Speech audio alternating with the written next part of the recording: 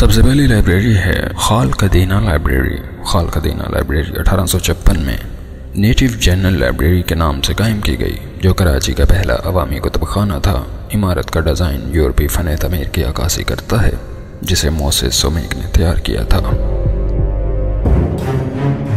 50 साल बाद 1905 में इसका नाम खाल-कदीना लाइब्रेरी पड़ गया, जो कि सेठ खाल-कदीना की वसीयत के तहत किया गया था, जिन्होंने 18,000 रुपये इस लाइब्रेरी के लिए मुख्तस किए थे।